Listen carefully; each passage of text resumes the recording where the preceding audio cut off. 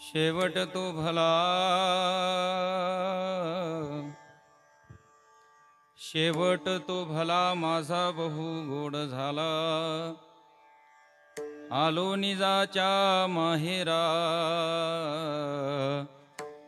भेटी रखुमाईच्या बरा। परिहार झाला अवघ्या दुःखाचा मागिला, आलो निजाच्या माहेरा,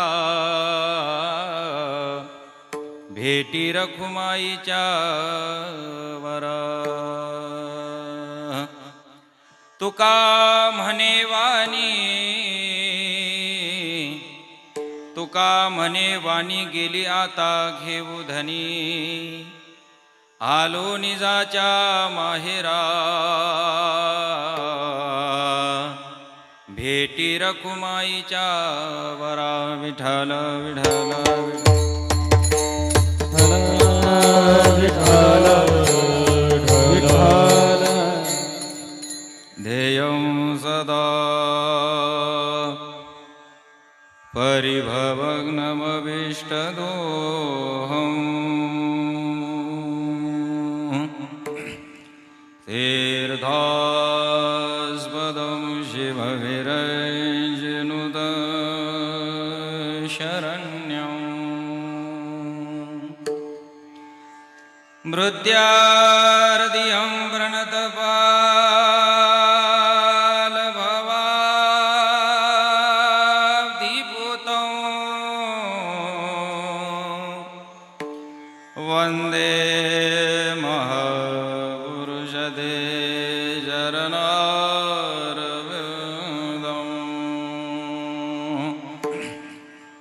वंशी विभूषितकरा, नवनीरदाभात् पीताम्बरादरुणबिम्बफलाधरोष्टात्। पूर्णेन्दु सुन्दरमुखा, धरविन्दनेत्रा,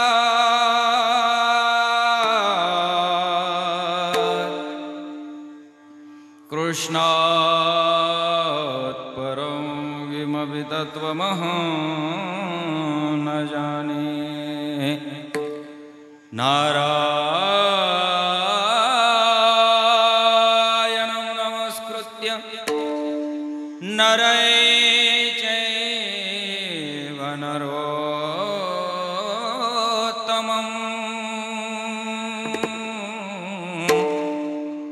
देवीं सरस्वतीं व्यासं ततो जयमुदीरये। श्री संतांची या माता चरणावरी, श्री संतांची या माता चरणावरी, श्री संतांची या माता चरणावरी, श्री संतांची या माता चरणावरी। साष्टांग हे करी दंडवत, साष्टांग हे करी दंडवत। विश्रांती पावलो सांभाळा उत्तरी, विश्रांती पावलो सांभाळा उत्तरी। साष्टांग हे करी दंडवत, साष्टांग हे करी दंडवत। विश्रांती पावलो सांभाळा उत्तरी, विश्रांती पावलो सांभाळा। पंढरीच्या देवराया, दंडवत तुझे पाया, दंडवत तुझे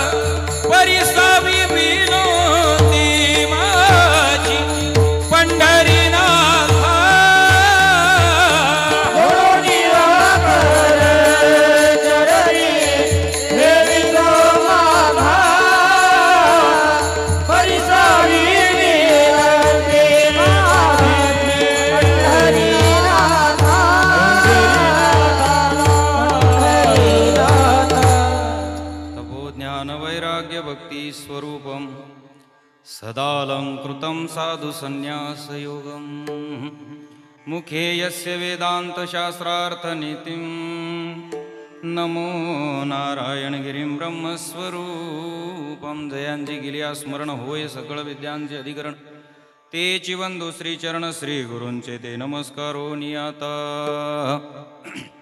शेवट तो भला माझा बहु गोड झाला आलो निजाच्या माहेरा भेटी रखुमाईच्या वरा परिहार झाला अवघ्या दुःखाचा मागिला आलो निजाच्या माहेरा भेटी रखुमाईच्या वरा तुका म्हणे वाणी गेली आता घेऊ धनी आलो निजाच्या माहेरा भेटी रखुमाईच्या वरा विठ्ठल विठ्ठल विठ्ठल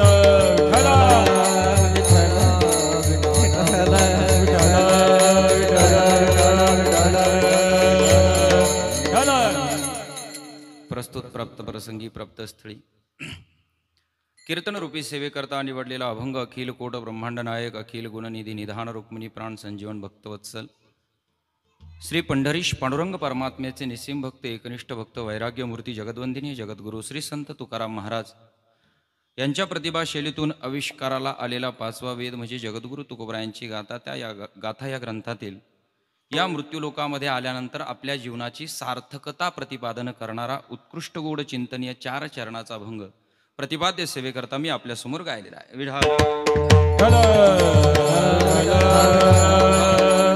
अभंगाचा प्रतिपाद्य विषय असा आहे की जगद्गुरु तुकोबराय सांगतात या मृत्यूलोकामध्ये आल्यानंतर तुम्हाला जर तुमच्या जीवनाची सार्थकता करायची असेल तुमचा शेवट गोड व्हावा असा वाटत असेल तर तुम्ही काय केलं पाहिजे शेवट तो भला माझा बहु गोड झाला पण केव्हा आलो निजाच्या माहेरा भेटी रखुमाईच्या वरा या मृत्यूलोकामध्ये आल्यानंतर जर आपल्याला भगवंताची प्राप्ती झाली आपण आपल्या निज धामाला निज माहेराला जर पोहोचलो तर तुकोबराय सांगतात ही तुमच्या जीवनाची सार्थकता आहे कारण असं आहे त्या निज धामाला जोपर्यंत आपण पोहोचत नाही दादा तोपर्यंत आपल्या जीवनातल्या दुःखाची निवृत्ती होत नाही मोक्ष या शब्दाची व्याख्या शास्त्रानं असं सांगितलेली आहे सकल दुःख निवृत्ती पूरक परमानंदाची प्राप्ती नाम मोक्ष मोक्ष कशाला म्हणतात आपल्या जीवनातलं आध्यात्मिक दुःख असू द्या आदिदैविक दुःख असू द्या आदी भौतिक दुःख असू द्या या तीनही दुःखांची ज्यावेळेस निवृत्ती होते आणि आपल्याला भगवंताची प्राप्ती होते त्यावेळेस मोक्ष प्राप्त होतो त्याला सुख असं म्हटलेलं आहे बाकी या प्रपंचामध्ये या मृत्यूलोकामध्ये सुख दुसरीकडे कुठेही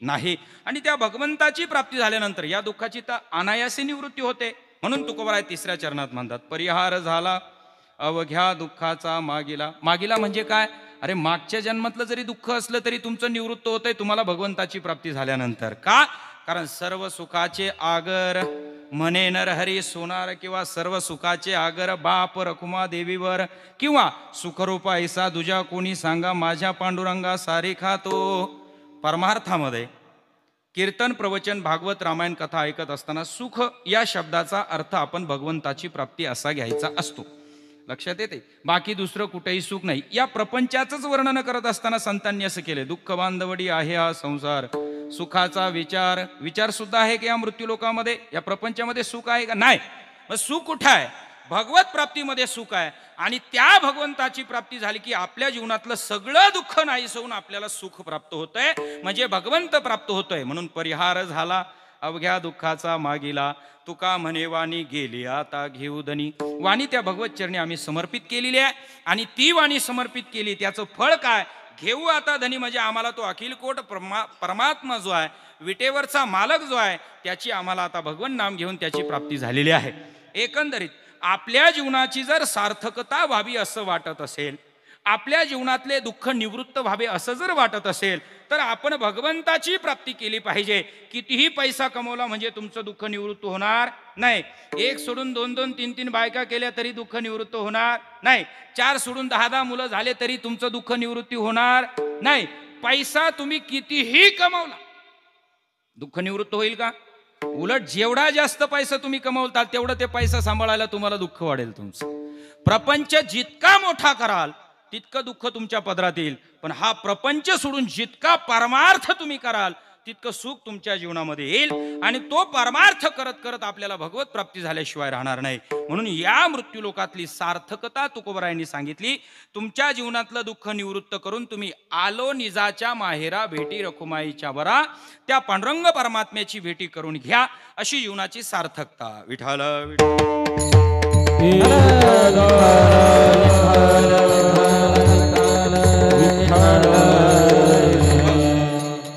या अभंगाचं सखोल चिंतन करण्यापूर्वी थोडासा परिहार देणं गरजेचं आहे. कार्यक्रम कुणाच्या प्रित्यर्थ आहे तुम्हाला जरी माहीत असलं तरी वक्ता म्हणून मला आमंत्रित केले. वक्त्याचं आद्य कर्तव्य कार्यक्रमाची रूपरेषा त्यानं 2 वाक्यामध्ये सांगितली पाहिजे. आपल्या या गोरे वस्तीवरील कैलासवासी अंबादास जानको पाटील गोरे या भगवत भक्तांना, या सद्भक्तांना, या पितृतुल्य व्यक्तिमत्वांना आपल्यातून जाऊन 1 वर्ष झालेलं आहे. शास्त्राच्या नियमाप्रमाणे, संत परंपरेप्रमाणे किंवा देवादिकांनी या पिंडदान विधीला महत्त्व दिलेलं आहे, प्राधान्य दिलेलं आहे. या न्यायानं माणूस म्हणून जन्माला आल्यानंतर आपल्या पितरांच्या प्रित्यर्थ काही कर्म हे आपल्याला करावे लागतात.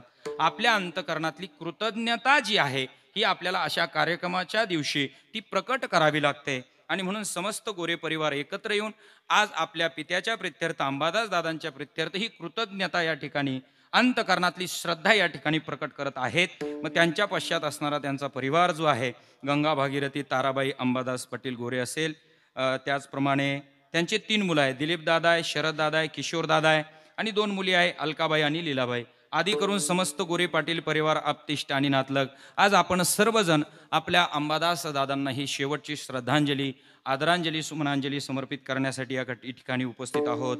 सर्वप्रथम जमलेले या ठिकाणी सर्व गुणीजन, सर्व परिसरातलं पंचकृषीतलं भजनी मंडळ, कारण तुमच्यामध्ये कीर्तन करण्याचा माझा पहिलाच योग आहे, म्हणून माझ्यासारख्या लेकराला 1 तासभर सांभाळून घ्या बरं का तुम्ही सर्वजण. त्याचप्रमाणे जमलेले सर्व श्रोते सज्जन, मायबाप, बालपणापासून जे आमच्याबरोबर पारमार्थिक क्षेत्रामध्ये आहेत ते आमचे राहुल महाराज छिसरे असतील, त्याचप्रमाणे आमचे दोन्हीही गुरुबंधू असतील, बाबासाहेब महाराज मगर असेल, त्याचप्रमाणे शिवाजी महाराज कापडे असतील, आणि वांबोरी या ठिकाणून आलेली ज्ञानाई वारकरी शिक्षण संस्थेतील ही बालगोपाळ मंडळी असेल. या सर्वांना या ठिकाणी विनम्र भावानं अभिवादन करतो. आणि माझा मोडका तोडका आवाज तुमच्यापर्यंत सुंदर करून पाठवणारे आमचे मित्र रविदादा, रात्रीही त्यांनीच वाजवला आम्हाला रुईला, आणि आताही तेच आलेत वाजवायला, उद्या पण तेच आहेत वाजवायला मला वाटतं. हा असो, चांगला आहे. आणि रविदादालाही शतशः धन्यवाद देतो. जमलेले सर्व श्रोते सज्जन मायबाप, तुम्ही या ठिकाणी आलात, गोरी परिवाराच्या वतीनं तुमचं स्वागत. आणि 1 तासभर फक्त आपल्याला सेवा करायची आहे. बारकाईने थोडंसं चिंतनाकडे लक्ष द्या.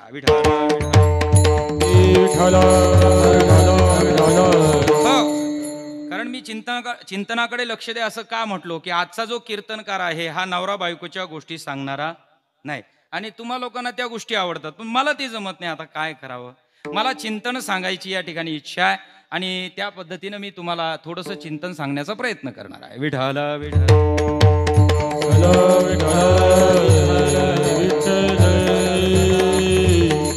हो बाबा, आता गरम होणारच आहे, त्याला पर्यायच नाही आता, कारण नेमकं आजच ऊन पडलंय.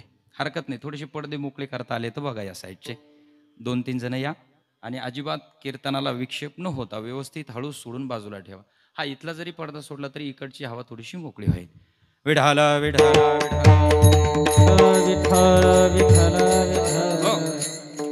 शेवट तो भला माझा बहु गोड झाला, आलो निजाच्या माहेरा भेटी रखुमाईच्या वर. आपला शेवट गोड कधी होतो? ज्यावेळेस आपल्याला भगवंताची प्राप्ती होते. मग भगवंताची प्राप्ती करत असताना आपल्याला काय काय करावं लागतं? या मृत्यूलोकामध्ये आल्यानंतर पहिली गोष्ट आपल्याला शास्त्र पाळावं लागतं. बरोबर आहे? पहिली गोष्ट शास्त्र पाळावी लागते. दुसरी गोष्ट आपल्याला संत वचनांचा अवलंब करावा लागतो. आणि तिसरी गोष्ट जी आहे की आपल्याला देवादिकांनी जे कर्म केलंय, स्वतः या मृत्यूलोकामध्ये अवतार धारण केल्यानंतर देवादिकांनी जे कर्म केलंय ते कर्म आपल्याला देखील करावं लागतं. आणि म्हणून माणूस म्हणून जन्माला आल्यानंतर जे शास्त्र आपल्याला सांगितलंय ते आपण पाळलं पाहिजे. पहिली गोष्ट. माणूस म्हणून जन्माला आल्यानंतर संतांनी ज्या गोष्टी आपल्याला शिकवल्यात त्या पाळल्या पाहिजे. दुसरी गोष्ट. आणि माणूस म्हणून जन्माला आल्यानंतर देवादिकांनी जे धार्मिक विधी केलेले आहेत, स्वतः दैवी अवतार घेऊन सुद्धा ते जर धार्मिक विधी करत असतील तर आपण त्यांच्या अंश आहोत म्हटल्यानंतर देवांनी केलंय म्हटलं आपल्यालाही करावंच लागणार आहे. बरोबर आहे? आता या श्राद्धाच्या बाबतीमध्ये जर बोलायचं झालं तर या श्राद्ध विधीला बरीचशी मंडळी थोतांड समजतात. बरीचशी मंडळी काय करतात? थोतांड. ते म्हणतात माणूस मेला म्हणजे गेला, काय त्याच्या नावानं पिंडदान करायचं, 2 थेंब अंगठ्यानं पाणी दान द्यायचं, कशाला ज्ञानदान अन्नदान करायचं. नाही दादा, हे थोतांड नाहीये.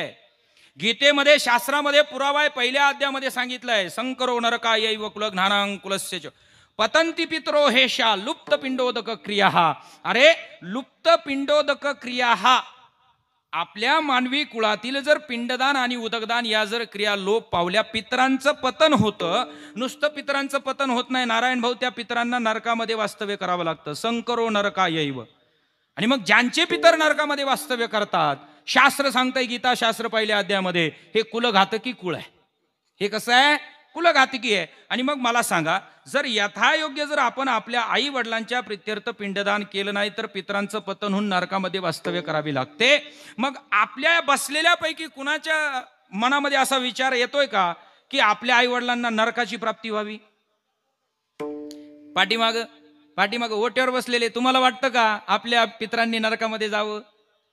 बोला बोला, वाटतं का? नाही नाही, वाटत नाही, कुणालाच वाटत नाही. मावशी, तुम्हाला वाटतं का आपल्या पूर्वजांनी, सासू सासरी नरकात जावं असं वाटत असेल ना? खरं बोला, कीर्तनात तरी खरं बोला. कुणालाच वाटत नाही. कितीही वैर असू द्या सासू सासऱ्याबद्दल, आई वडिलाबद्दल वैर असू द्या, पण तरी सुद्धा आपल्या प्रत्येकाच्या मनामध्ये श्रद्धा अशी आहे की त्या आई वडिलांनी सद्गतीला जावं आणि त्यांनी आपल्याला आशीर्वाद द्यावे. आणि मग पितरांचे आशीर्वाद प्राप्त होण्याकरता आपल्या अंतकरणातली श्रद्धा आपल्याला या कार्यक्रमाच्या माध्यमातून प्रकट करावी लागते. श्राद्ध म्हणजे वेगळं काही नाही. श्राद्ध या शब्दाची व्याख्या शास्त्रानं अशी केलेली आहे, आपल्या पूर्वजांच्या, आपल्या पितरांच्या प्रित्यर्थ श्रद्धापूर्वक अंतकरणानं केलं जाणारं कर्म म्हणजे श्राद्ध. श्राद्ध म्हणजे वेगळं काही नाही. मला सांगा, आपल्या अंतकरणामध्ये श्रद्धा आहे म्हणूनच आपण हा कीर्तनाचा कार्यक्रम ठेवलाय. आपल्या अंतकरणामध्ये श्रद्धा आहे म्हणूनच ब्राह्मणाच्या साक्षीनं भाताच्या गोळ्याचा पिंडदान असेल, 2 ते अंगठ्यानं पाणीदान असेल, हे आपण दिलंय.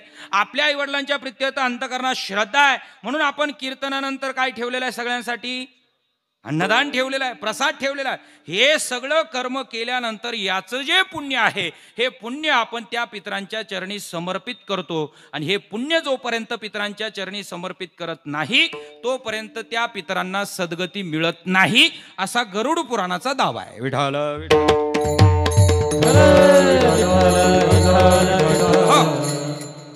सगळ्या संपूर्ण या मृत्यू लोकातल्या लोकांना असं वाटतं, नारायण दादा, माणूस मेला म्हणजे गेला, संपलं, त्याचं परत काही शिल्लक राहत नाही. पण तसं नाहीये. माणूस मेल्यानंतर 1 वर्ष म्हणजे श्राद्धापर्यंत तो जीवात्मा जो आहे तो जीवात्मा मुक्त होत नाही. मग तुम्ही म्हणाल मुक्त होत नाही, मग तो राहतो कुठं? गरुड पुराणात जे वर्णन आलंय ते सांगतो ऐका. ज्यावेळेस मनुष्य मरतो त्यावेळेस यमदूत येतात आणि त्याला अंगठ्या एवढं शरीर देतात. किती शरीर देतात? ज्याच्या त्याच्या शरीराला जेवढा अंगठा आहे ना तेवढं अंगठ्या एवढं शरीर त्याला प्राप्त होतं.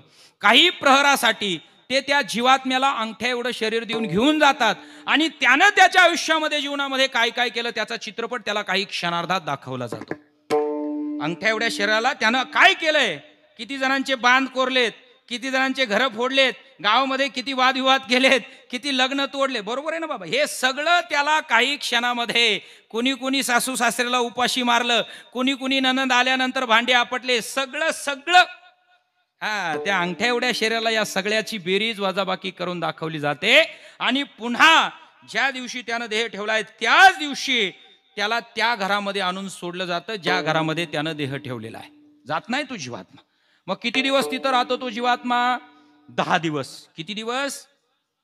10 दिवस. आणि तो कशाच्या आश्रयेत राहतो? आश्मा माहिती आहे तुम्हाला? आश्मा कशाला म्हणतात बाबा? हा घागर फोडायचा जो दगड आहे ना त्याला आश्मा म्हणतात. बरोबर आहे ना?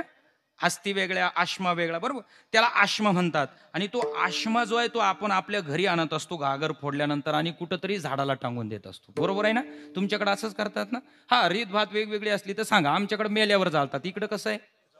जाळून मारतात का? नाही ना, रीत भात एकच आहे ना. मग बोलत चला. तुम्ही बोलले म्हणजे मला प्रवचन आपलं कीर्तन करायला बरंच आहे. बरोबर आहे ना? मग त्याला आश्मा म्हणतात, तो झाडाला टांगतात. त्या आश्म्याच्या आश्रित 10 दिवस तो जीवात्मा राहतो. आणि मग 10व्याच्या दिवशी ज्यावेळेस आपण पिंडदान, 2 थेंब अंगठ्यानं पाणीदान करतो, पण तेही पुण्य कमी पडलं तर आलेले सगळे आप्तेष्ट येतात आणि आपल्या जीवनामध्ये केलेलं तिळतिळ पुण्य त्या आश्म्यावरती अंगठ्यानं समर्पित करतात. आणि मग हे तिळतिळ पुण्य घेऊन मग तो त्या आश्म्याचा आश्रय सोडतो आणि मग घरामध्ये 2-3 दिवस 13व्यापर्यंत तो अन्नाच्या आश्रित राहतो. कोण? देठे महाराज. कोण? जीवात्मा. जीवात्मा मग कशाच्या आश्रित राहतो? गरुड पुराणात वर्णन आलंय बरं काय. मग तो जीवात्मा घरातल्या अन्न आणि पाण्याच्या आश्रित राहतो. किती दिवस? पुढचे 3 दिवस. आणि मग 13व्याच्या दिवशी ज्यावेळेस गोड जेवण केलं जातं घरामध्ये, सर्वांना गोडधोड प्रसाद नैवेद्य दिला जातो, त्यावेळेला तो जीवात्मा मग म्हणतो, अरे आता हे आपल्या नंतर आपल्या पश्चात गोड जेवण घ्यायला लागलेत, आता आपण इथून गेलेलं बरं. काय असं ना आपलं वाटुळं गोटुळं लांबुळं चिंबुळं केलेलं, असं कोण म्हणतं? हा, तो जीवात्मा. मग 13व्या दिवशी त्या जीवात्म्याचा प्रवास सुरू होतो. तो कुठपर्यंत चालू राहतो? आजच्या दिवसापर्यंत, वर्ष श्राद्धापर्यंत. मग तुम्ही म्हणाल, मग वर्ष श्राद्धापर्यंत तो जीवात्मा कुठं जातो? एखाद्याच्या अंगात घुसतो का? एखाद्या बाईच्या अंगात, एखाद्या बुवाच्या अंगात, एखाद्या बाबाच्या अंगात, एखाद्या मुलाच्या अंगात, एखाद्या जनावराच्या अंगात? नाही नाही नाही.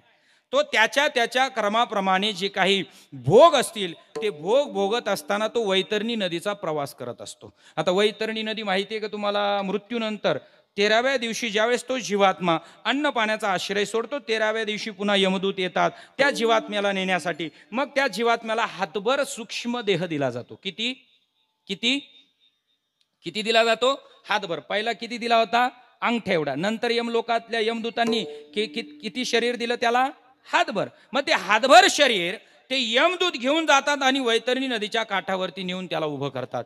पुन्हा एकदा तुझ्या कर्माप्रमाणे आता तुला कोणत्या कोणत्या नरक यातना, स्वर्ग यातना भोगाव्या लागणार आहेत, हे सगळं त्याला पुन्हा तिथं दाखवलं जातं, सांगितलं जातं.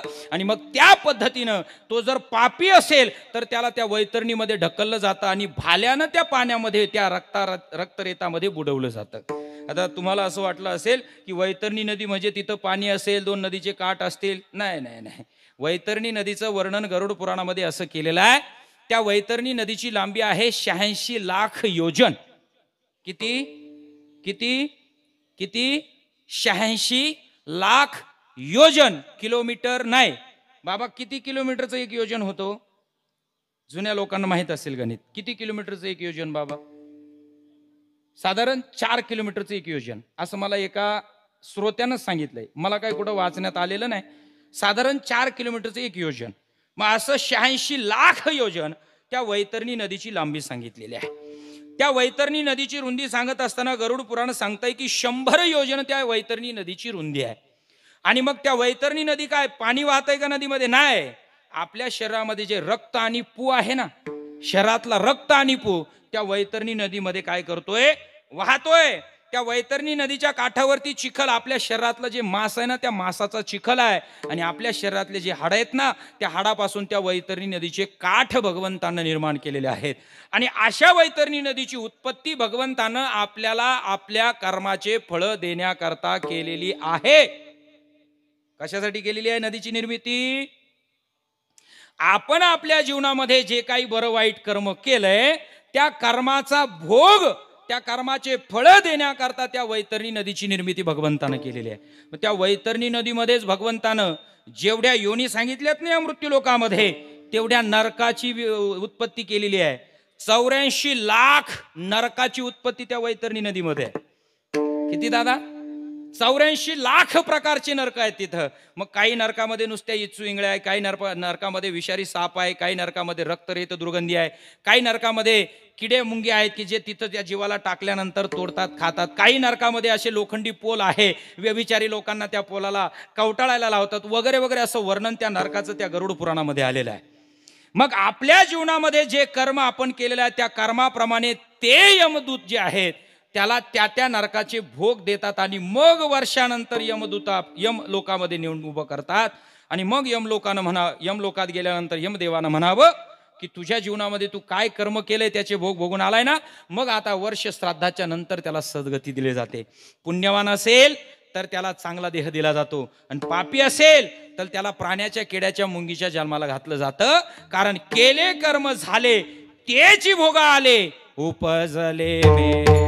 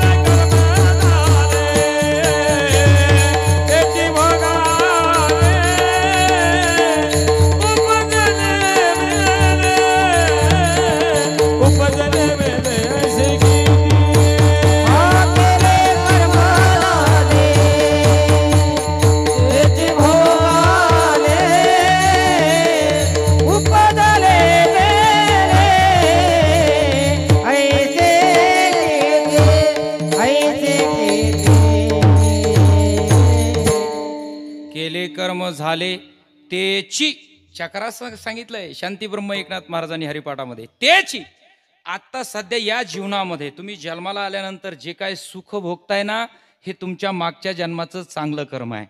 आणि आता जन्माला येऊन तुम्ही जे काय दुःख भोगताय ना, हे तुमचं मागच्या जन्माचं कर्मच आहे. त्याला प्रारब्ध असं म्हटलं जातं. काय म्हणतात त्याला? प्रारब्ध. आणि ते प्रारब्ध कुणालाही चुकत नाही दादा. जसं असेल तसं भोगावंच लागतं. मला एका भोगिल्याची भोग तो ना सुखे, भोगिल्याची भोग हे कोण सुखे, भोगिल्याची भोग कोण सुखे, भोगिल्याची भोग. प्रारब्ध क्रियामान संचिताचा भोग, प्रारब्ध क्रियामान संचिताचा भोग, भोगिल्याची भोग तो ना सुटे, भोगिल्याची भोग तो ना सुटे. प्रारब्ध क्रियमान संचिताचा भोग, प्रारब्ध क्रियमान संचिताचा भोग, भोगिल्याची भोग तो ना सुटे, भोगिल्याची भोग तो ना सुखे. गोड प्रमाण दिलं महाराजांनी. प्रारब्ध क्रियमाण संचिताचा भोग, जे तुमचं प्रागजन्मीचं कर्म असेल ते तुम्हाला भोगल्याशिवाय पर्याय नाही. एका वाक्यात सांगायचं झालं, कर्म राजा दशरथाला चुकलं नाही. एका वाक्यात सांगायचं झालं, कर्म प्रभू रामचंद्रांना चुकलं नाही. एका वाक्यात सांगायचं झालं, कर्म रावणाला चुकलं नाही. आणि आणखी एक वाक्य सांगायचं झालं तर सीताई साहेबाला सुद्धा कर्म चुकलं नाही. कर्मी श्रीराम वनवासा गेला, श्रीराम वनवासा गेला, कर्मे दशरथ वियोगे मेला, कर्मे दशरथ वियोगे मेला, कर्मे रावण क्षय पावला, रावण क्षय पावला. वियोग घडला चित्ता देवी, वियोग घडला चित्ता देवी.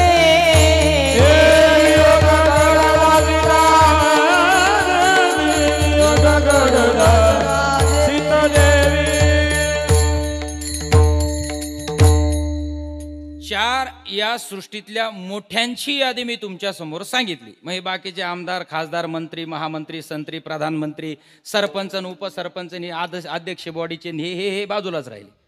कर्म आपल्या एका वाक्यात आणि मराठी भाषेत सांगतो, आपल्या बापाच्या बापाला कर्म चुकवता आलं नाही, आपल्याला काय चुकवता येणार आहे सांगा?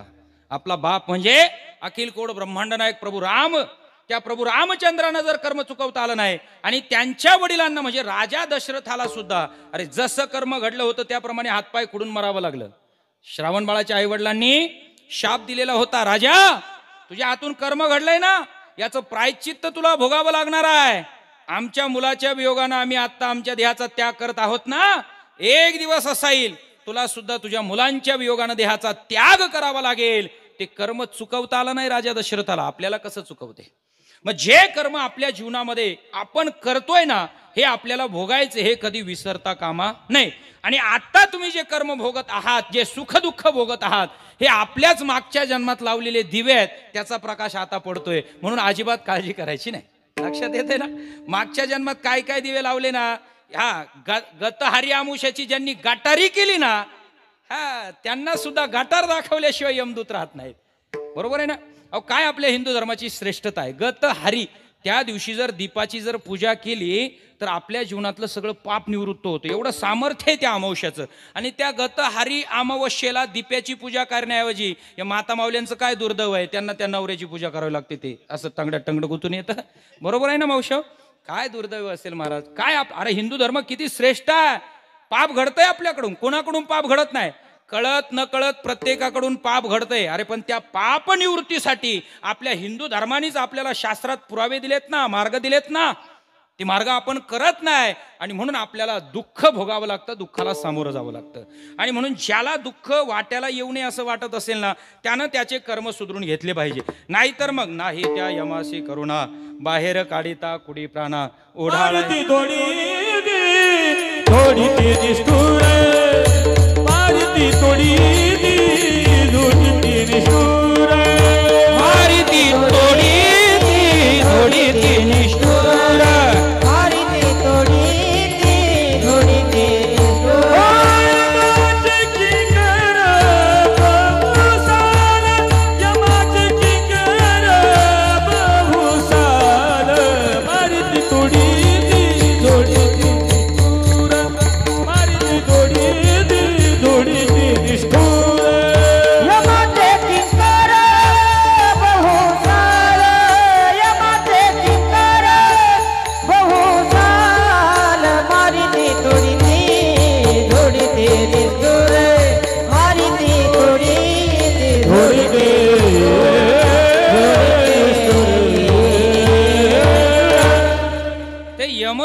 आहेत ना त्यांच्याकडे दया मया करुणा अजिबात नाही.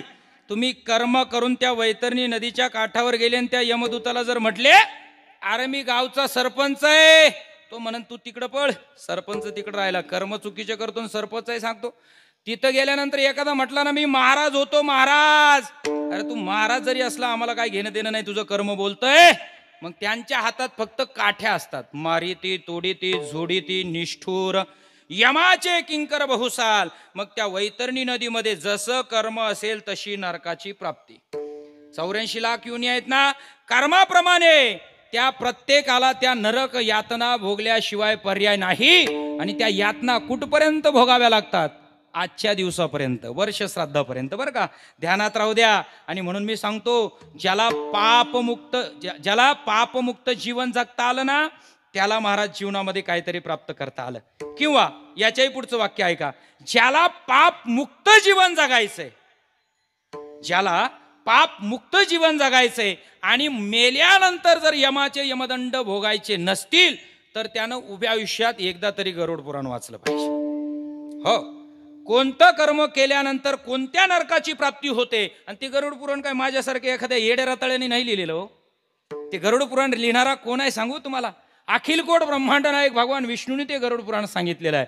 गरुडजी भगवान बसलेले होते निवांत. विचारलं भगवंताला, भगवंता तुम्ही आतापर्यंत या सृष्टीतलं संपूर्ण तत्वज्ञान मला सांगितलं हो, पण मृत्यूनंतरचा या संपूर्ण जीवांचा प्रवास कसा आहे हे मला जरा तुम्ही सांगा ना.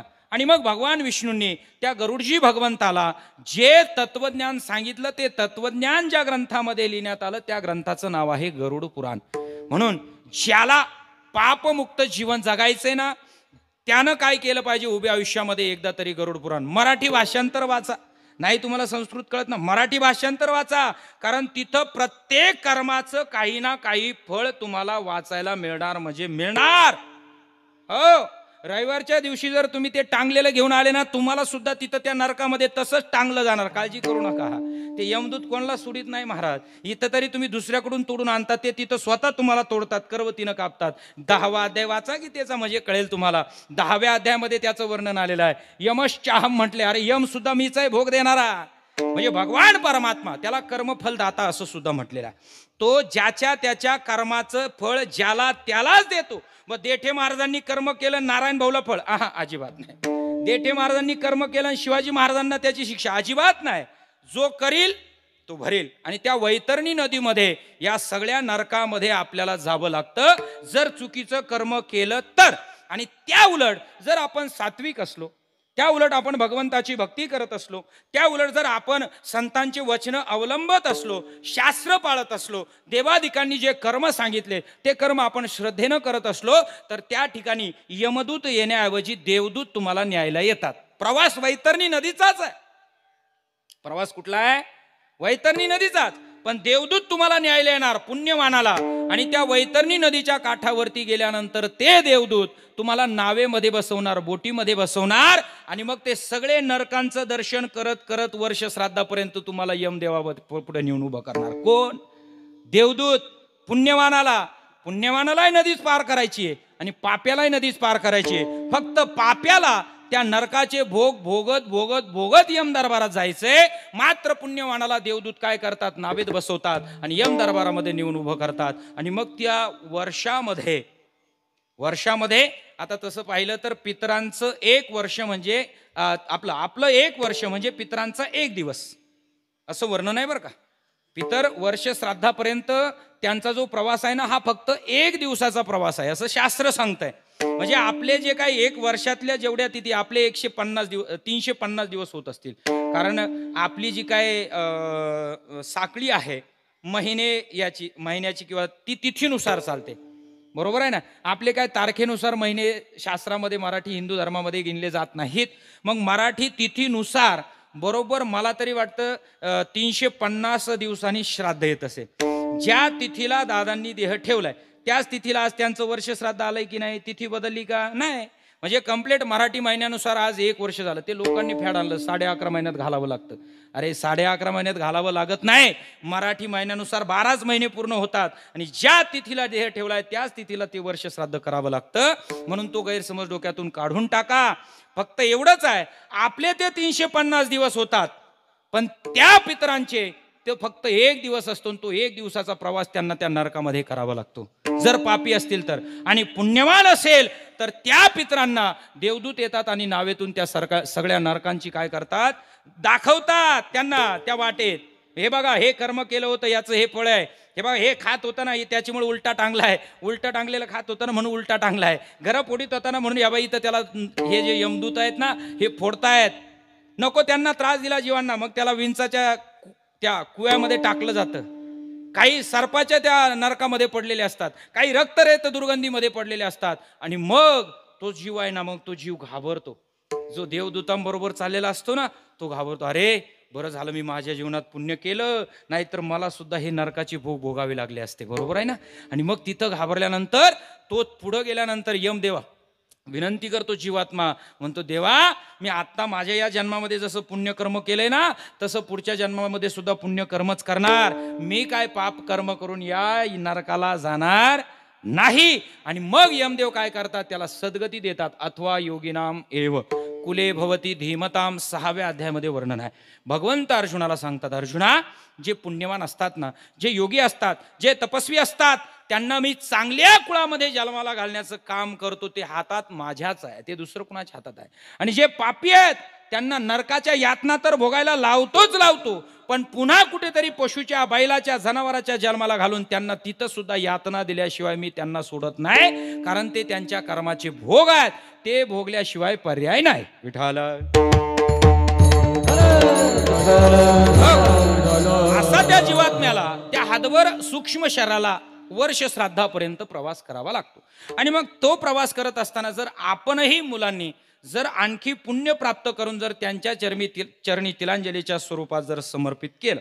आता आजचा हा कार्यक्रम करत असताना, हे कर्म करत असताना मुलांच्या अंतकरणातील श्रद्धा काय आहे, की हे पिंडदान असेल, हे तिळदान असेल, हे 2-3 अंगठ्यानं पाणीदान असेल, हे माझ्या पितरांना पोहोचावं. जे ज्ञानदान आता कीर्तनाच्या माध्यमातून होतोय, या टाळ मृदुंगाच्या जय घोषामध्ये जे पुण्यकर्म तास दीड तास होणार आहे, हे सगळं पुण्य कुणाला पोचावं, पितरांना पोचावं.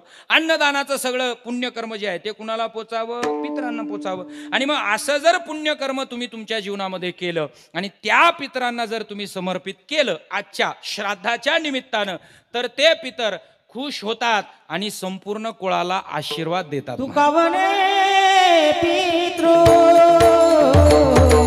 आशीर्वाद देती, तुका म्हणे पितृ आशीर्वाद देती, तुका म्हणे पितृ आशीर्वाद देती, तुका म्हणे पितृ आशीर्वाद तुका म्हणे पितृ आशीर्वाद देती, कल्याण इच्छिती तया कुळा, तुका म्हणे पितृ आशीर्वाद देती, कल्याण इच्छिती तया कुळा, कल्याण इच्छिती तया कुळा, कल्याण इच्छिती तया कुळा, पाहता ती वाट स्वर्गीचे पूर्वज, पाहता ती वाट स्वर्गीचे पूर्वज. हे तुका म्हणे पितृ आशीर्वाद देती, कल्याण इच्छिती तया कुळा, तुका म्हणे पितृ आशीर्वाद देती, कल्याण इच्छिती तया कुळा, कल्याण इच्छिती तया कुळा, कल्याण इच्छिती तया कुळा, पाहता ती वाट स्वर्गीचे पूर्वज, पाहता ती वाट स्वर्गीचे पूर्वज.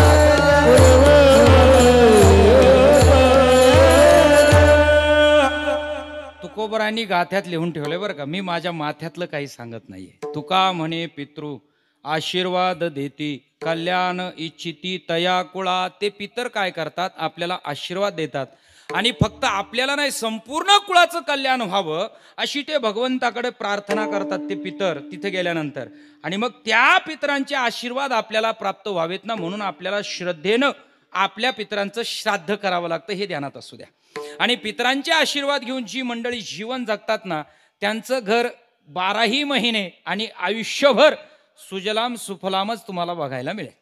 त्या घरामध्ये, ज्या घरामध्ये, ऐका, ज्या घरामध्ये पितरांचे परिपूर्ण आशीर्वाद मिळतात ना, त्या घरात कधी भावाभावात वाद होत नाही. ज्या घरात पितरांचे आशीर्वाद मिळतात, बहीण भावात कधी वाद होत नाही. ज्या घरामध्ये पितरांचे आशीर्वाद असतात, त्या घरामध्ये कधी माणसं जास्त आजारी पडत नाही. ज्या घरामध्ये पितरांचे आशीर्वाद मिळतात, त्या घरामध्ये कधी अपघात होत नाही. ज्या घरामध्ये पितरांचे आशीर्वाद असतात, त्या घरातली सगळी मंडळी अगदी सुखानं प्रपंच करत असतात. कारण प्रपंच सुखाचा बाबा असं वाटत असेल तर तुम्हाला पितरांच्या आशीर्वादाची गरज आहे. आणि असे पितरांच्या प्रित्यर्थ जर तुम्ही कर्म केले, कार्यक्रम केले, श्राद्ध जर केले, तर ते पितर 100% तुम्हाला आशीर्वाद देतात. आणि नाही केलं तर त्याच्या उलट काहीतरी असेल ना, येथे काय बा कुणाचे गेले, ज्याचे त्याने अनहित केले. मग मी सांगितलं ना, जो पहिला श्लोक सांगितला ना मी तुम्हाला गीतेतला पहिल्या अध्यायातला, त्याच खाली पहिल्याच अध्यायामध्ये ज्ञानेश्वरीमध्ये 255 क्रमांकाची ओवी आहे दादा. त्या ओवीमध्ये जर नाही आपण पिंडदान केलं तर काय होतं, त्या ओवीमध्ये सांगितलंय, मग पितर काय करीती कैसेनी स्वर्गी वसती म्हणून ते ही येते कुळापाशी. ते पितर स्वर्गात जात नाही, मग पुण्यकर्मच नाही ना त्यांच्याजवळ. मुलांनी काही श्राद्ध केलं नाही, अन्नदान केलं नाही, पिंडदान केलं नाही, त्यांच्या मुलांना जर त्यांनी चांगले संस्कारच दिले नाही त्या पितरांनी, आणि मुलांनी काही केलं नाही, मग महाराज ते पितर अधोगतीला जातात. आणि अधोगतीला जाऊन ते पुन्हा कुळात येतात आणि त्या कुळाला कुलदोष लावतात. ज्याला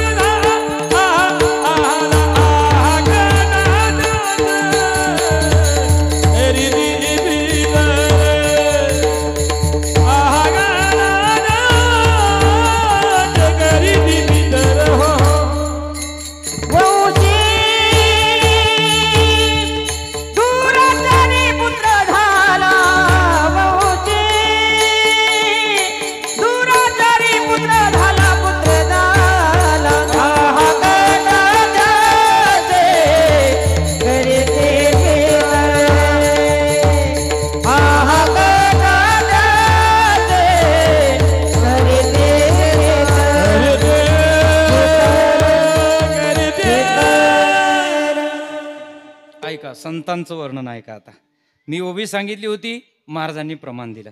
आहाकटा त्यांचे करीती पितर वंशी दुराचारी पुत्र झाला. अरे काय आमच्या वंशामध्ये दुराचारी मुलगा जन्माला आलाय की जो आमच्या नावानं साधं पिंडदान सुद्धा करू शकत नाही, ज्ञानदान सुद्धा करू शकत नाही, अन्नदान सुद्धा करू शकत नाही. आणि मग ते पितर आहाकटा त्यांचे करीती पितर. आहाकटा म्हणजे काय?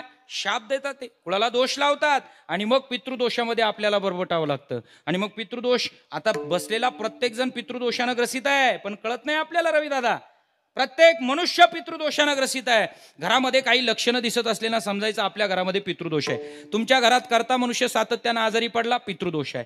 घरामध्ये आजाराची साखळी चालू आहे, पितृदोष आहे. घरातली माणसं व्यसनी झाली, पितृदोष आहे. घरामध्ये मुलामुलींचे लग्न जमत नाही, पितृदोष आहे. घरामध्ये सातत्यानं अपघात होतात, पितृदोष आहे. घरातले माणसं माणसात नाही, पितृदोष आहे. भावाभावाचे जे जमिनीहून याच्याहून त्याच्याहून वाद होतात ना. महाराज, अरे या मृत्यूलोकात जन्माला आलोय आपण, इथं काय घेऊन आलो, काय घेऊन बरोबर जाणार आहे, हे ज्ञान ज्याला राहत नाही ना, म्हणजे काय करतात पितर, पहिली बुद्धी भ्रष्ट करतात, मती भ्रष्ट करतात त्या व्यक्तींची. त्या कुळाला दोष लावतात म्हणजे काय करतात, त्या कुळातल्या माणसांची मती भ्रष्ट करतात. आणि मती भ्रष्ट होऊन मग घरामध्ये हे असे उन्माद होतात ना, समजायचं आपल्या घरामध्ये पितृदोष आहे. मग त्या पितृदोषातून निवृत्त होण्याकरता आपण काहीतरी पर्याय केला पाहिजे, बरोबर आहे. आता पूर्वीच्या कालावधीमध्ये नारायण भाऊ श्रावण महिन्यामध्ये, आता श्रावणच महिना चालू आहे, दादा तसे भाग्यवान होते, श्रावण महिना निवडलाय त्यांनी जाण्यासाठी. आणि श्रावण महिन्यामध्ये या मुलांनाही संधी मिळाली पितरांच्या प्रित्यर्थ पिंडदान करण्याची. मुलं सुद्धा भाग्यवान आहेत. मला सांगा, पूर्वीच्या कालावधीमध्ये मावशांनो श्रावण महिन्यामध्ये एका ग्रंथाचं पारायण केलं जातं. कोणत्या ग्रंथाचं? व्हॉट्सअप का फेसबुक? आता ग्रंथच राहिले नाही ना. आता घरात ग्रंथ, अहो प्रवचनाला गेलं आणि एखादा ग्रंथ समोर आणा म्हणतात, ते म्हणतात महाराज तुम्ही नाही आणला का? म्हणजे ग्रंथ सुद्धा महाराजांनी आणला पाहिजे इथपर्यंत. आता जाऊ दे, आता तो मला अवंतर बोलायचं नाही. कोणत्या ग्रंथाचं पारायण केलं जात होतं मावशो? नवनाथ ग्रंथाचं, बरोबर आहे ना. हा आता ज्या पदरवाले डोक्याला कुंकू लावले ते सांगू शकतील. मोबाईलवाल्यांना काय माहिती नवनाथ? घरातला नातच काय सुसू द्याय ना त्यांना काय नवनाथ माहीत व्हायचं, बरोबर आहे की नाही. नवनाथ ग्रंथाचं पारायण ज्याच्या घरामध्ये वर्षातून एक तरी होतं आणि श्रद्धेनं होतं, त्याच्या घरामध्ये पितृदोष आणि वास्तुदोष शिल्लक राहत नाही. माना अथवा नका मानू, पण हा माझा अनुभव आहे. हा काय आहे? हा अनुभव आहे. आणि नवनाथ ग्रंथ म्हणजे साधा सोपं नाही बरं का. हा वारकरी संप्रदायाचा पाया जिथून आला ना, त्या नाथांचं ते चरित्र आहे. आदिनाथ गुरु सकळ सिद्धांचा, मच्छिंद्रतयाचा मुख्य शिष्य, मच्छिंद्राने बोध गोरक्षासी केला, गोरक्ष वळला गहिनी प्रती, गहिनी प्रसादे निवृत्ती दातार, आणि मग ज्ञान देवा सार चोजविले. आणि या वारकरी संप्रदायाचा पाया ज्ञानदेवे रचिला पाया. कुठून आलं हे ज्ञान? आदिनाथ गुरुपासून, शंकरापासून आलंय. पण महाराज ही नाथ परंपरा या वारकरी संप्रदायाच्या अगोदर लागली जाते. म्हणून ज्याच्या घरामध्ये पितृदोष जाणवत असेल, वास्तुदोष जाणवत असेल, त्यानं त्या नवनाथ ग्रंथाचं वर्षातून एकदा पारायण केलंच पाहिजे. आणि प्रखर जर जाणवत असेल पितृदोष, तर सलग 9 पारायण त्यानं त्या पारायण पद्धती जशी सांगितली तसे केले पाहिजे. आता हे प्रापंचिक जीवन सुखी होण्याकरता सांगतोय बरं का, पारमार्थिक जीवनासाठी नाही. पारमार्थिक जीवन फक्त भगवंताचं नामस्मरण घ्या, तुम्ही कायमस्वरूपी सुखी व्हाल. विठाल विठाल. आणि मग प्रपंच करत असताना ज्याने या सगळ्या गोष्टी पाळलेल्या आहेत, शास्त्र पाळले, पुण्य कमवले, मुलांना चांगले संस्कार दिलेत, आणि मग त्याला देवदूत न्यायला आल्यानंतर मग पुढे मुलांनी त्यांच्या प्रित्यर्थ या ठिकाणी पिंडदान केलं, ज्ञानदान केलं, अन्नदान केलं. मग अशा पितरांना मग स्वर्गामध्ये गेल्यानंतर असं वाटतं, खरोखर बरं का, हा आमचा व्यवहारातला, हा आमचा प्रपंचातला जो शेवट आहे, हा शेवट चांगला झाला. शेवट तो भला माझा बहु गोड झाला. पण कधी? हा प्रापंचिक. जर मुलं जर चांगले सुसंस्कृत निघाले, त्यांच्या प्रित्यर्थ आईवडिलांच्या बद्दल कृतज्ञता भाव व्यक्त करणारे निघाले, तर ते म्हणतात की आमचा शेवट चांगला झाला. पण हा झाला व्यावहारिक आणि प्रापंचिक शेवट. पण तुकोबरायांना तो शेवट सांगायचा नाही आजच्या अभंगामध्ये. तुकोबरायांना पारमार्थिक शेवट कधी चांगला होतो ते सांगायचं आहे. मग हा प्रापंचिक शेवट मुलांनी जर आई वडिलांच्या प्रित्यर्थ यथायोग्य कृतज्ञता भाव व्यक्त केला, तर हा प्रापंचिक शेवट. आता पारमार्थिक शेवट चांगला कधी होतो? ज्या वेळेस आपल्याला भगवंताची प्राप्ती होते त्यावेळेस. विठाल विठाल.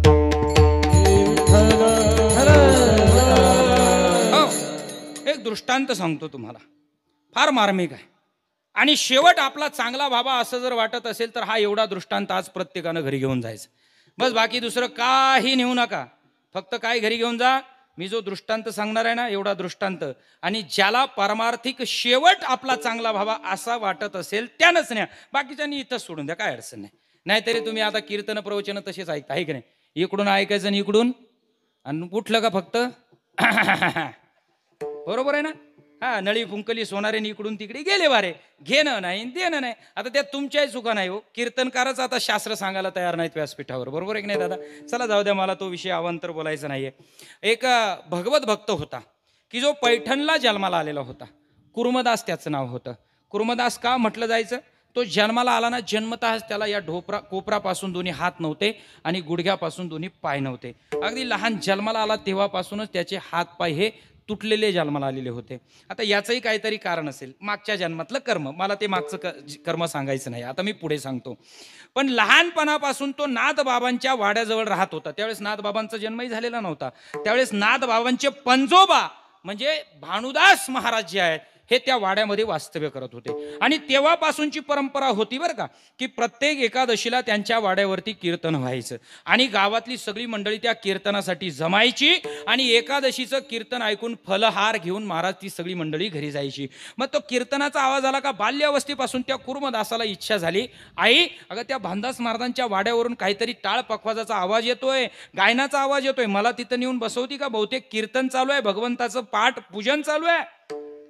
आणि मग ती आई त्या कुर्मदासाला उचलायची आणि बाल्य अवस्थेपासून त्या भानुदास महाराजांच्या कीर्तनामध्ये वाड्यावरती नेऊन ठेवायची. अशा एखाद्या पोलाला, एखाद्या भिंतीला पाठ टेकून त्याला बसून द्यायची. आणि बरोबर कीर्तन संपलं की पुन्हा ती आई त्याला न्यायला यायची. कुणाला? देठे महाराजाला. कुणाला? कुणाला? कुर्मदासाला. अपंग असलेला कुर्मदास. नित्यनेम चालू होता. कालांतरानं तो कुर्मदास लहानाचा मोठा व्हायला लागला, त्याचं वजन वाढायला लागलं आणि आई वयानं वाढत चालली म्हटल्यानंतर आई म्हातारी व्हायला लागली. मग कालांतरानं तो कुर्मदास त्या आईला उचलत नव्हता. एक दिवस कुर्मदासाला भजनाचा आवाज आला, कीर्तनाचा आवाज आला. त्या कुर्मदासानं आईला आवाज दिला, आई अगं कीर्तन सुरू झालंय, तू आज मला कीर्तनाला नेऊन ठेवायची विसरलीस की काय? त्यावेळेस आईनं सांगितलं, कुर्मदासा अरे मी विसरली नाहीये, पण मी आता म्हातारी झालीये, तुझं वय जास्त झालंय, तुझं वजन वाढलंय, तुला उचलणं आता मला शक्य होत नाही. कुर्मदासा आज काय मी तुला कीर्तनाला नेऊ शकत नाही, कीर्तनाला नेऊ शकत नाही. हे म्हटल्याबरोबर कुर्मदासाच्या डोळ्यातून पाणी आलं. वाईट वाटलं. अरे रोज त्या ठिकाणी भानुदास महाराजांचं दर एकादशीला चिंतन ऐकतोय, भगवंताचे गुणगान ऐकतोय, त्या भगवंताच्या भेटीची मला किती मोठी उत्कंठा लागली आहे भानुदास महाराजांच्या त्या श्रवणामुळे, त्या कीर्तनामुळे. मला त्या ठिकाणी जायचंय. रडायला लागला कुर्मदास आणि आईला शेवटची विनंती केली, आई यापुढे मी तुला त्रास देणार नाही, शेवटचं कीर्तन आहे माझं असं समज आणि एवढ्या कीर्तनाला मला तू त्या मंडपामध्ये नेऊन बसव. आईलाही वाटलं चला शेवटची इच्छा याची. ते अपंगाई लेकरू आणि कोणती आई अशी आहे की जी मुलाची इच्छा पूर्ण करत नाही. या मृत्यू लोकामध्ये आई आणि बाप हे दोन जर सोडले तर तुमच्या इच्छा पूर्ण करणारा तिसरा अजून जन्माला आलेला नाही प्रपंचामध्ये, बरं का. आणि परमार्थामध्ये एकमेव तो विटेवरचा मालक आहे. तो विटेवरचा मालक तुमच्या सगळ्या इच्छा पूर्ण करतो. पण प्रपंचामध्ये आई आणि वडील हे सगळ्या तुमच्या इच्छा पूर्ण करणार. आणि मग विनंती करतो जाता जाता, दादा ज्यांचे आई वडील आहेत ना, त्या आई वडिलांची त्यांनी आत्तापासूनच सेवा केली पाहिजे, आत्तापासून केली पाहिजे.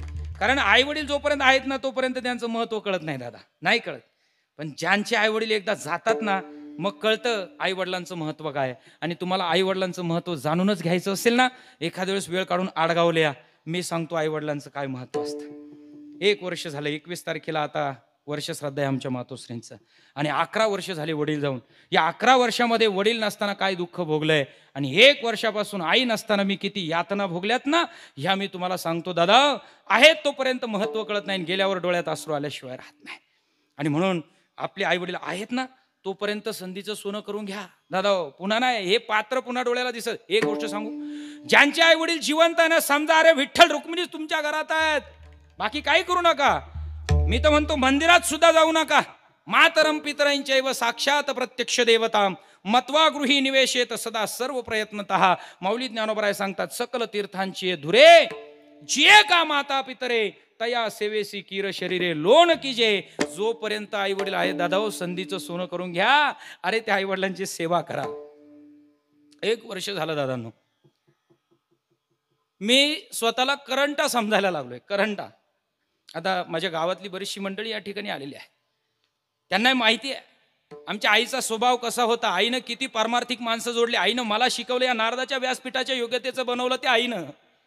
1 वर्ष झाले महाराज, 1 वर्ष करंटा समजायला लागलोय मी मला. कारण त्या आईनंच लहानपणापासून या वयाचा होईपर्यंत माझी सेवा केली.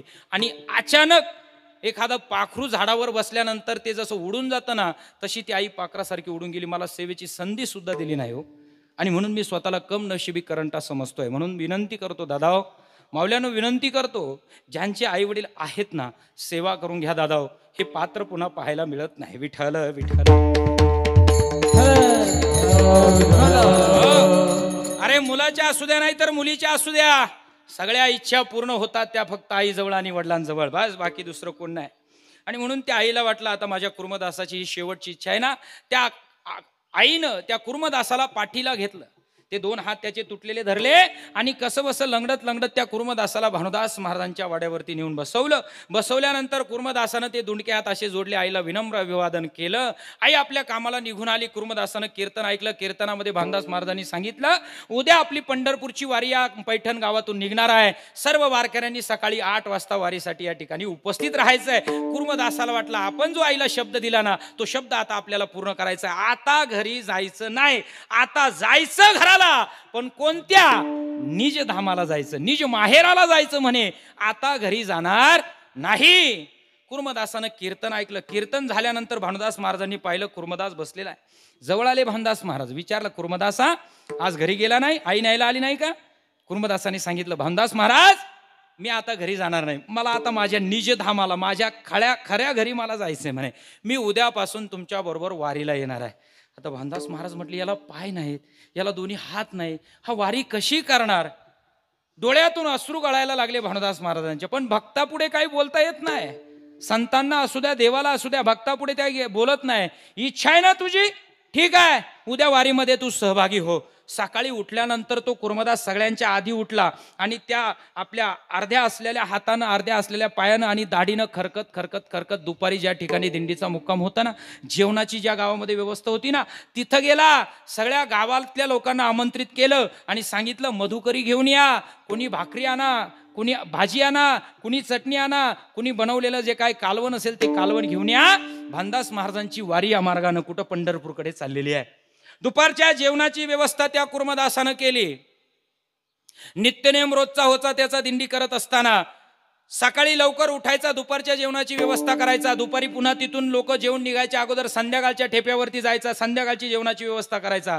नुसता गेला नाही, भगवंताचं नामस्मरण करत करत गेला आणि वारकऱ्यांची सेवा करत करत कुर्मदास पंढरपूरच्या दिशेनं गेला. आणि आपले वारकरी आता दिंडीत जर महाराज जेवले ना तर ताट सुद्धा उचलत नाही, ही शोकांतिक आहे. अरे आपला चहाचा ग्लास सुद्धा कुठे एखाद्या डस्टबिनमध्ये पिशवी टाकत नाही, कुठेही रस्त्यावर टाकून देतात महाराज.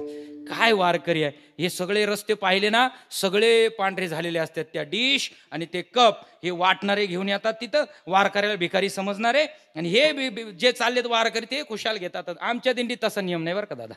आमच्या गुरुवर्य जंगले महाराज शास्त्रीजींची दिंडी आहे. सोनं जरी एखादा वाटायला आला रस्त्यावरती तरी दिंडी सोडून आणि भजन सोडून त्या सोन्याला हात लावणार नाही, ही आमच्या दिंडीची शिस्त आहे. जशी भास्करगिरी बाबांच्या दिंडीची शिस्त आहे. नाही, तुम्हाला द्यायचंय ना, आम्ही स्वीकारतो. आमच्या महाराजांची भेट घ्यायची आणि ज्या ठिकाणी आमचं भजन संपल्यानंतर जिथं ठेपा असेल तिथं या, तिथं आम्ही तुमचं स्वीकारतो. रस्त्यानं तुम्ही वाटणार बिस्किटचे पुढे, चुरमुऱ्याचे पुढे, ते घ्यायला आम्ही भिकारी समजलात का तुम्ही वारकऱ्याला? अरे नाही, अरे आमचा मालक अखिल कोट ब्रह्मांड नायक आहे, तो एकटा जगाचं भरण पोषण करतो, आमच्या वारकऱ्याचं भरण पोषण करणार नाही का रे? नाठविषयी कृपाळू देवासी पोषितो जगासी एकला तो. अरे तो एकटा आहे भरण पोषण करणारा. हे थोडे पैसे आले की हे लोक 2 नंबरचे पैसेवाले येतात गाड्या भरून घेऊन. जाऊ द्या आता, ते अवंतर मला बोलायचं नाही केलं पाहिजे. वारकऱ्याला ते भिकारी समजतात तो, आणि वारकऱ्याने सुद्धा कशाला घ्यावं, नाही घेतलं पाहिजे. हा तुला द्यायचंय ना, आम्ही तुझं अन्न स्वीकारतो, पण तू आमची भेट घे ना. तुमची दिंडी आहे ना, आदर्श दिंडी, आम्हाला तुमच्या दिल्लीनं अन्नदान करायचंय. ज्या ठिकाणी आमचा ठेपा आहे ना त्या दिवशी तुझं अन्नदान स्वीकारतो, तुझा सत्कारही करतो आणि तुला धन्यवादही देतो, स्वीकारतो. पण ठेप्याच्या ठिकाणी आणि त्या दिंडीमध्ये ते अजिबात नाही. आणि अशी वारकऱ्यांनी सेवा करत करत, वारकऱ्यांची सेवा करत करत तो कुर्मदास लहुळ गावापर्यंत पोहोचला. चालत होता पूर्ण पुढच्या असलेल्या शरीरावरती. परिणाम काय झाला, त्याच्या संपूर्ण शरीराला जखमा झाल्या. खरकत चालत होता दादा. अरे विचार करा, पायात चप्पल नसली तरी ठेस लागली, पायात जर खडे रुतले तर आपल्याला वेदना होतात. एक दिवस आपण बिगर चप्पलची चालू शकत नाही, परिस्थिती अशी आहे, बरोबर आहे की नाही? पण त्यावेळेस काय असे डांबरी रोड वगैरे काही नव्हते. खरकत खरकत काट्या कुपाट्यातून रस्ता काढत जावं लागत होतं. आणि अशा परिस्थितीमध्ये तो आपलं संपूर्ण शरीर साळत साळत त्या लहुळ गावापर्यंत पोहोचला. शरीरातलं रक्तही संपलं, शरीरातलं पाणीही संपलं. महाराज, शरीरातले जे मांसाचे तुकडे आहेत ना ते आता असे खाली लटकायला लागले होते त्या कुर्मदासाच्या. विचार करा भक्ती काय असेल त्याची. पण भक्ती सोडली नाही, लहुळ गावापर्यंत गेला. दुसऱ्या दिवशी सकाळी भानदास महाराजांची दिंडी पंढरपूरकडे निघाली. पण कुर्मदास तिथंच बसलेला पाहिला. भानदास महाराज त्या कुर्मदासाजवळ आले. कुर्मदासा, अरे हा शेवटचा मुक्काम होता, उद्या आपण आपल्या निजधामाला, आपल्या माहेराला जाणार आहोत. तू पुढे गेला नाही वारीला आज? कारण रोज पुढे जाणारा कुर्मदास जागेवर बघितला ना. त्यावेळेस त्या कुर्मदासानं हात जोडले, तुटलेले हात ते दोन्ही ढोपरं असे जोडले आणि भानुदास महाराजांना विनंती केली, महाराज आता मी यापुढे पंढरपूरच्या दिशेने येऊ शकणार नाही. माझ्या शरीरातलं रक्त संपलंय, माझ्या शरीरातलं पाणी संपलंय. मी जेवढे दिवस आता या वारकऱ्यांची सेवा करत आलोय ना, मी स्वतः अन्न पाणी सुद्धा घेतलेलं नाही. का घेतलं नाही त्यांनी अन्न पाणी? का घेतलं नसेल? तो म्हणत होता, घरी माझी आई होती अन्न पाणी घेतल्यानंतर बहिर्दिशेला घेऊन जायला, पण आता मी जर अन्न पाणी घेतलं तर मला बहिर्दिशेला, लघवीला, संडासला कोण घेऊन जाईल? म्हणून त्या कुर्मदासांनी अन्न पाणी सुद्धा घेतलं नाही. काय भक्ती असेल आणि काय निष्ठा असेल महाराज. हा, अरे आपल्याला एखाद्या ठेप्यावर चहा नाही भेटला तर आपण त्या दिंडी चालकाला बोलू घेतो. काय परिस्थिती आपली, बरोबर आहे ना? जेवण जर थोडं जरी काहीतरी कमी जास्त झालं तर त्या चालकाला पार हागनमुत संगच आणतो आपण. ही परिस्थिती आहे. किती नाही, ही भक्ती नाही दादा, ही भक्ती नाही. याला भक्ती, भक्ती ही अशी आहे जी संतांनी केली ना त्या पद्धतीची भक्ती आपल्याकडून झाली पाहिजे.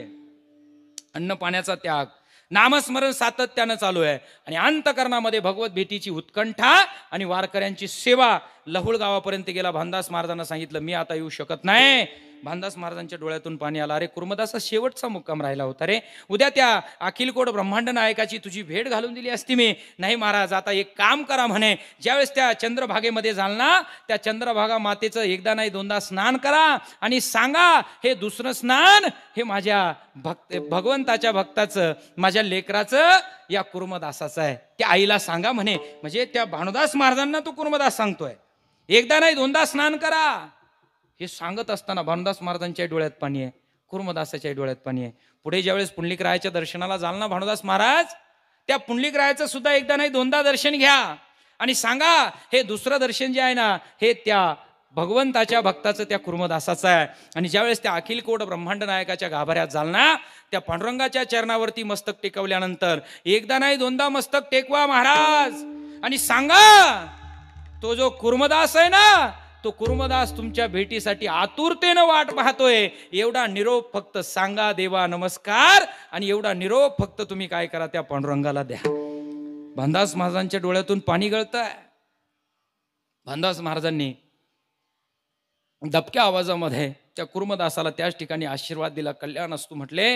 आणि भानुदास महाराज पंढरीच्या दिशेने गेले. चंद्रभागेचं दोनदा स्नान केलं. सांगितल्याप्रमाणे त्या आईला सांगितलं हे दुसरं स्नान जे आहे ना हे कुर्मदासाचं आहे बरं का माते. पुंडलिकरायाच्या दरबारात गेल्यानंतर दोनदा दर्शन केलं. पुंडलिकरायाला सुद्धा सांगितलं हे दुसरं दर्शन जे आहे ना हे त्या कुर्मदासाचं आहे बरं का देवा. आणि पांडुरंगाच्या दरबारामध्ये गेल्यानंतर एकदा डोकं टेकवलं, उभे राहिले भानदास महाराज, डोळ्यातून अश्रू गाळले आणि पुन्हा दुसऱ्यांदा मस्तक त्या पांडुरंगाच्या चरणावरती टेकवलं आणि डोळ्यातून अश्रू गाळून त्या पांडुरंग परमात्म्याकडे पाहू लागले. देवा अरे तुला अजिबात दयामाया येत नाही का रे? भांडू लागले भानुदास महाराज. कशासाठी? भक्तासाठी, कुर्मदासासाठी. आणि त्यावेळेस भगवंतानं सांगितलं भानदास महाराज काळजी करू नका, आम्ही तुमच्याच दर्शनासाठी आतापर्यंत इथं थांबलो होतो. आता मला दर्शन द्यायला त्या कुर्मदासाला त्या लहुळ गावामध्ये जायचंय. तुम्ही दर्शन घेऊन बाजूला झालात ना, आता मी दर्शन द्यायला मोकळा झालो. रुक्मिणी आईसाहेबांना सांगितलं मी लहुळ गावामध्ये चाललोय, माझा एक दास आहे, सेवक आहे, वारी करत आलाय, वारकऱ्यांची सेवा करत आलाय, पण त्याला आता लहुळ गावापासून इथपर्यंत येणं शक्य नाही. पण मी आता तिथं जाऊन त्याला दर्शन देणार आहे. मी दर्शन द्यायला तिकडे चाललोय. आणि त्या पांडुरंग परमात्म्यानं ती वीट सोडली, ती पंढरी नगरी सोडली, ते भूवैकुंठ सोडलं आणि लहुळ गावामध्ये आले, ज्या ठिकाणी कुर्मदास एका मंदिरामध्ये जय कृष्ण श्रीकृष्ण रामकृष्ण हरी विठ्ठल केशवा महाराज या ठिकाणी भगवंताचा धावा करत बसलेला आहे. पांडुरंग परमात्म्यानं आवाज दिला, कुर्मदासा. कुर्मदासाचे डोळे मिटलेले आहेत. कुर्मदासा उठ, अरे मी आलोय. कुर्मदासा उठ, अरे मी आलोय. तिसऱ्यांदा थोडासा स्पर्श केला भगवंतानं आणि मग भगवंताचा स्पर्श झाल्याबरोबर तो कुर्मदास हळूहळू डोळे उघडून पाहू लागला. पाहतो तो काय अखिलकोट ब्रह्मांड नायक त्या कुर्मदासाच्या समोर उभा आहे. आणि कुर्मदासाला त्या पांडुरंग परमात्म्यानं विचारलं, कुर्मदासा अरे तुझ्या भक्तीवरती, तुझ्या निष्ठेवरती मी प्रसन्न झालोय. बाल्यावस्थेपासून तू संतांची भानदास महाराजांची संगती करून एकादशीचं व्रत माझ्यासाठी केलंय आणि आताही वारीचं व्रत करत करत तू वारकऱ्यांची सेवा करत नामस्मरण घेत घेत इथपर्यंत आलाय ना. माग तुला काय पाहिजे मी द्यायला तयार आहे. वारी करण्यासाठी तुला पाय पाहिजे का? भजन करण्यासाठी, टाळ वाजवण्यासाठी तुला हात पाहिजे का? तुला ऐश्वर्य संपत्ती काय पाहिजे ते माग, मी तुझ्यावरती प्रसन्न आहे. कुर्मदास म्हटला, महाराज मला काही नको भगवंता, हे पैसा अडका संपत्ती हात पाय हे काही नको. भानुदास महाराजांचं कीर्तन मी दर एकादशीला ऐकत होतो. अरे या सगळ्या प्रपंचातल्या गोष्टी देऊन तुम्हाला का पुन्हा या नरकामध्ये प्रपंचातच घडवणार आहेस का? अरे तुझं दर्शन झालं, मला तुझी प्राप्ती हवंय, मला या व्यतिरिक्त काही नको. मग काय इच्छा आहे तुझी? काय नाही भगवंता, मला फक्त तुमच्या मांडीवरती डोकं टेकवायचं आहे. भगवंतालाही नाविलाज असतो, खाली बसावं लागलं. त्या कुर्मदासाचं डोकं भगवंतानं मांडीवरती घेतलं आणि मांडीवरती डोकं घेतल्यानंतर त्या कुर्मदासानं एखाद्या आईच्या मांडीवरती जसं लेकरू बसलेलं असतं ना आणि त्या लेकराचं तोंड त्या आईच्या मुखाकडे अनायासे जातं, तसं त्या कुर्मदासाचं मुख भगवंताच्या मुखाकडे गेलं आणि त्या कुर्मदासानं डोळे मिटले.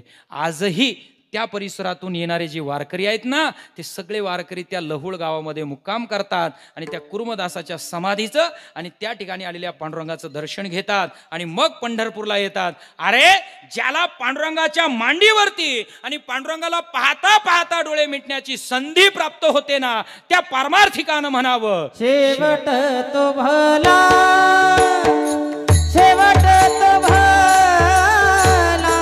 शेवट तो भला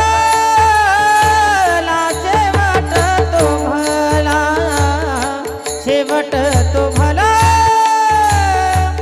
शेवट तो भला शेवट तो भला शेवट तो भला शेवट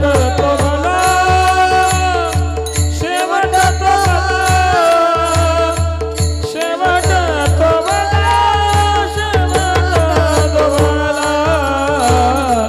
शेवट तो भला शेवट तो भला शेवट तो भला शेवट तो भला हो माझा बहु गोड झाला माझा बहु गोड झाला माझा बहु गोड झाला माझा बहु गोड झाला माझा बहु गोड झाला माझा बहु गोड झाला माझा बहु गोड झाला माझा बहु गोड झाला आलो निजाच्या माहेरा आलो निजाच्या माहेरा आलो निजाच्या माहेरा आलो निजाच्या माहेरा आलो निजाच्या माहेरा आलो निजाच्या माहेरा आलो निजाच्या माहेरा आलो निजाच्या माहेरा शेवट तो भला शेवट तो भला शेवट तो भला शेवट तो भला माझा बहु गोड झाला माझा बहु गोड झाला ओ शेवट तो भला शेवट तो भला शेवट तो भला शेवट तो भला माझा बहु गोड झाला माझा बहु गोड झाला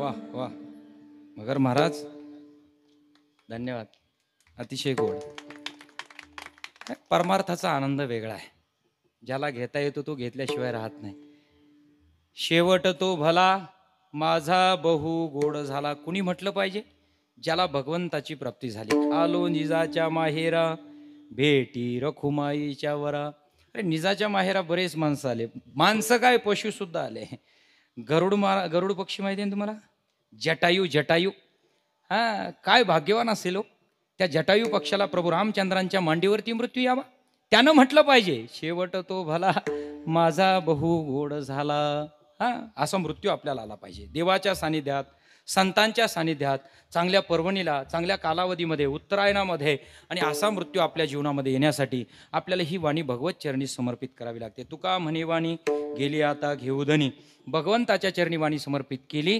आपल्या जीवनातले सगळे दुःख नाहीशी होतात आणि आपल्याला भगवंताची प्राप्ती आलो निजाच्या माहेरा भेटी रखुमाईच्या वरा विठोबा रखुमाई हे विठोबा रखुमाई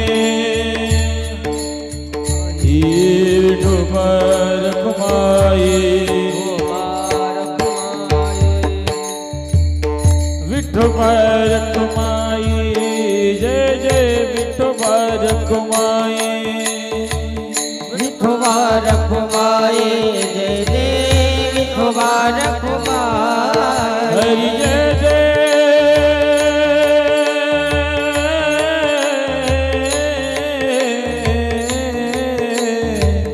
विठोबा रखुमाई जय जय विठोबा हरि जय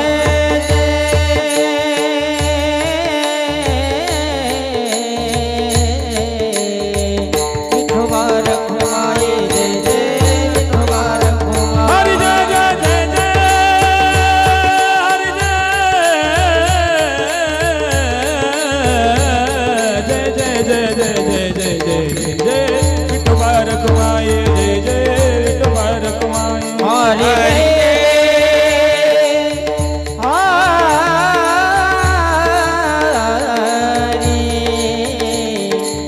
हरि जय जय जय जय जय जय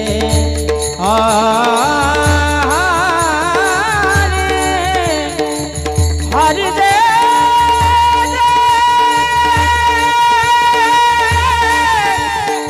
हरि